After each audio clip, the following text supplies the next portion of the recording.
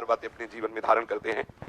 भगवत भक्तों से विशुद्ध प्रेम, भगवान नाम का निरंतर रटन, भगवत भाव रहित जन जो है उनसे बिल्कुल प्रेम न करना, जो भगवत विरोधी आस्तिकता से रहित अश्रद्धालु जन है दूर से प्रणाम है, उनसे भगवत भावना है पर उनका संग न करना, और भगवत कृपा पर पूर्ण विश्वास रखना, निरंतर नाम जपना, भगवत कृपा से निश्चित भगवत प्राप्ति हो जाएगी, और भगवत भक्तों से प्रेम और भगवत विमुखों का त्याग, ये बड़े भाग्य से बात आती है।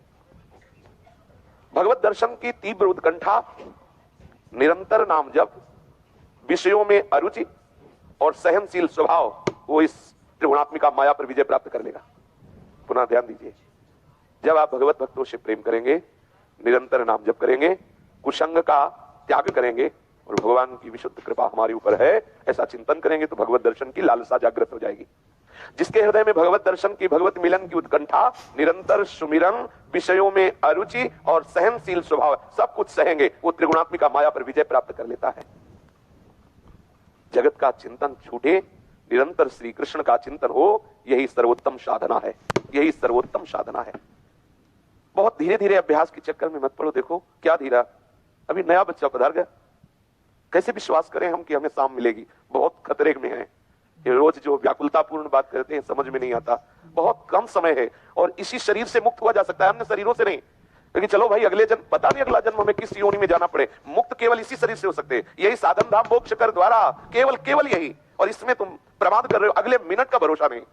यात्रा बहुत लंबी है, समय कुछ पता नहीं है, बाजी केवल इसी शरीर से जीतनी है, और आप प्रमाद स्थित है, आप मनोरंजन कर रहे हैं, आप चैन से सो रहे हैं, चैन से खा रहे हैं, आपको हंसी मजाक सूझ रहा है, समझ में नहीं आ रहा। विचार करके देखो, संकल्प विकल्पों का तांता लगा हुआ है, व्यवहार की बाहुल्यता है, भोगों में सुख बुद्धि, समझो समझो बहुत कम समय में जीवन मुक्त होना है। जितने संप्रदाय हैं, जितने मार्ग हैं, माया मुक्त होने के लिए है। माया मुक्त पुरुष ही भगवत प्रेमी होता है, कोई ऐसा नहीं इंद्रियों का विलासी, भोगों में रमण करने वाला कोई भगवत अनुरागी होता है। इस भूल में मत रहना, जीवन मुक्त महापुरुष ही अनुरागी होता है। जगते भयो फिरे वैरागी, वृंदावन रस में अनुरागी। प्रेम कोई खिलवाड़ नहीं, ब्रह्मबोध के ऊपर की बात है प्रेम। जो जीवन मुक्त महापुरुषों के भी हृदय में विकलता पैदा कर दे, उसे प्रेम कहते हैं। यहां शरीर आकर्षण को, भोग आकर्षण को तुम प्रीति नाम दे रहे हो, ये सब काम के अंतर्गत आता है। सावधान। साधु महात्माओं के संग या उनकी सेवा का परिणाम यही है कि हमें इतना बल प्राप्त हो जाए कि हम शास्त्र आज्ञा के अनुसार चलने लगे, जैसा शास्त्र आदेश करता है वैसा हम चले। आप भक्त हैं, आपका एक क्षण भी भजन नहीं रुकना चाहिए। आप ज्ञानी हैं, एक क्षण भी संसार का चिंतन नहीं होना चाहिए। जो बचा वो स्वरूप है। ये चलो, जिस मार्ग के पति को चलो, सावधानी पूर्वक चलो, भयभीत हो जाओ। मनोरंजन का समय ही नहीं है, कैसे तुम्हें बताएं। हृदय में हाय हाय मचता है, नई अवस्था है आप लोगों की। और भजन में इतनी शिथिलता, आपके चेहरे पे खिन्नता नजर नहीं आ रही, उदासीनता नजर नहीं आ रही, व्याकुलता नजर नहीं आ रही भगवत प्राप्ति की। तो लगता है अरे कितनी बड़ी चूक हो रही, कितनी बड़ी कृपा श्री जी ने की हमें। वृंदावन धाम, संतों का सानिध्य, जैसे आग बुझ रही हो, फूकनी से फूका जाए तो प्रज्वलित हो जाती है, ऐसे संतों का संग, उनकी वाणी फूकनी का काम करती है। वो प्रतिपल हमारे हृदय में वैराग्य की आग, ज्ञान की आग, प्रेम की आग जलाती है। यदि सत्संग हो रहा और आपका हृदय व्याकुल नहीं हो रहा भगवत मिलन के लिए, तो या तो भारी कुसंग है पीछे, और या फिर वो सत्संग ही नहीं है। सत्संगति संस्कृति का अंता।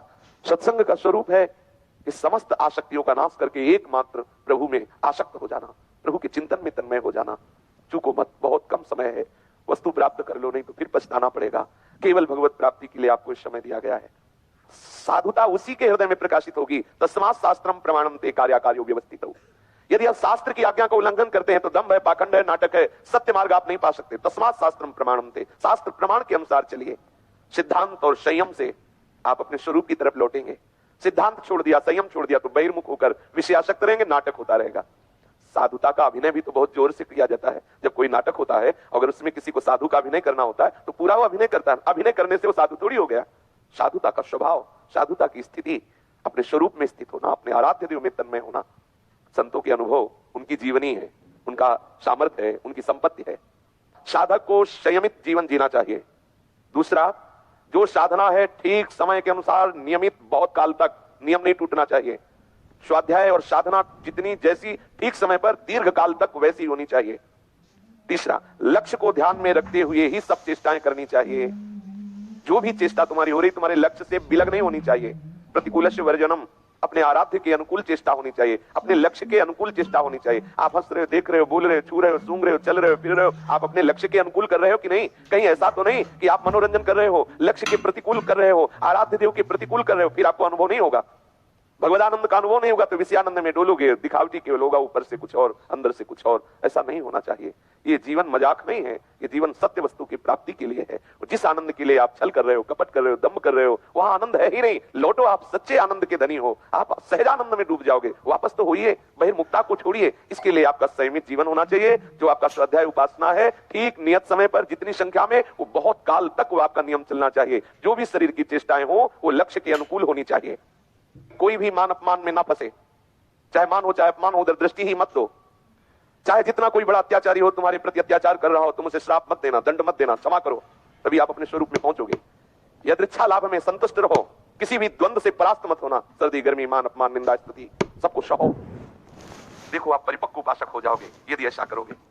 जो स्वयं वरण करता है दुख को, वो इस दुख पर विजय प्राप्त कर लेता है। अर्थात स्वयं सुख सुविधाओं का त्याग करके सच्चिदानंद तत्व के लिए, भगवान ने श्रीमद् भागवत में वर्णन किया है, जो मेरे लिए प्राप्त भोगों का भी त्याग कर देता है, वो मेरे परम सुख को प्राप्त होता है। दूरादपास्य सृजनाम सुखमर्थ कोटिम सर्वे सुसाधन वरिष्ठ चिरम निराशा तो वर्षंत में सहजाद्भुत सौख्य धाराम। श्रीमद् राधा सुधा निधि। जो पारिवारिक सुख का, अर्थ के द्वारा प्राप्त सुख का, साधना के द्वारा प्राप्त सुख का त्याग कर देता है, वो लाडली जी के महाप्रेम रस वर्षा में डूब जाता है।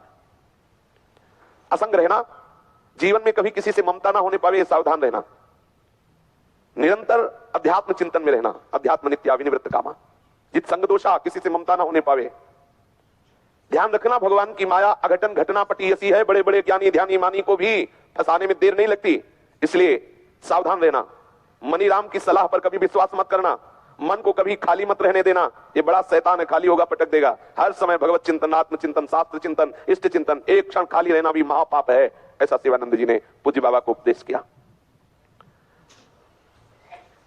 आगे बढ़े, एक संत ने बताया कि हाय हाय, लोग हड्डी या बाल पड़े हो तो बचा के निकलते हैं, लेकिन इस शरीर से प्रेम करते हैं जिसमें और कुछ नहीं है, यही हड्डी मांस रक्त मल मूत्र बाल, इससे प्रेम करते हैं, इससे अपना स्वरूप मानते हैं। कैसे आश्चर्य की बात है, लोग कितने अज्ञान में फंसे हैं। महाराज जी ने पहले ही निश्चय कर लिया था कि मैं अपने जीवन को ऐसा बनाऊंगा कि चाहे जितनी सुंदर स्त्रियां हो, उनके समीप रहने पर भी हमारे अंदर कोई विकार ना आवे।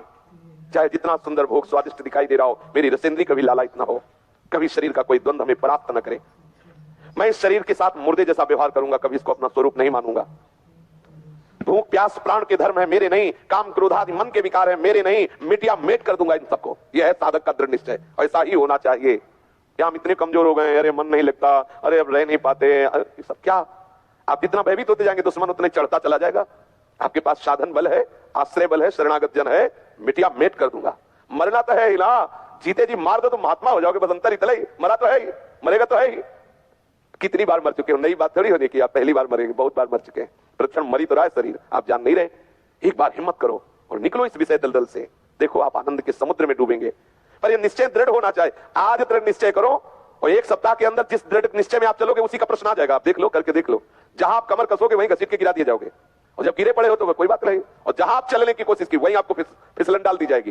तभी तो जब हम सोचते हैं भजन करना, तभी ये बाधाएं आ जाती है। आएंगे कि नहीं? क्या भाई, परम पद पे आरूढ़ होने जा रहे, जीवन मुक्त होने जा रहे हो, ये दुश्मन बहुत काल से सता रहे, ये ऐसे छोड़ देंगे क्या? जहां देखा किसने कमर कसी कि आज सत्संग में सुना, बस आज ऐसे चलेंगे, वहीं गिरा देगा।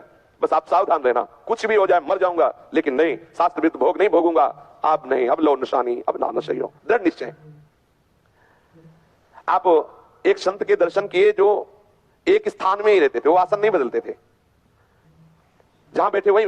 आप आश्चर्य मानेंगे, एक संत के दर्शन हुए शिशोलर, जब बिंदौर इछावर उधर जब भ्रमण कर रहे थे हम, तो सुनने को मिला कि एक संत 20 वर्ष से एक आसन में है। गप है, ऐसा लगा। तो एक परमहंस जी मिले, तो उन्होंने कहा कि शिशोलर किधर है? तो हमें तो पता नहीं। बोले, हमने सुना है कि एक महात्मा है जो 20 वर्ष से एक ही आसन पे है, मैं उनके दर्शन करना चाहता हूं। हमने भी सुना है। तो बोले चलते हैं। फिर पूछते पूछते 3 दिन में वहां पहुंचे शिशोलर। ओ आश्चर्य की बात, बिल्कुल आंखों देखी बात।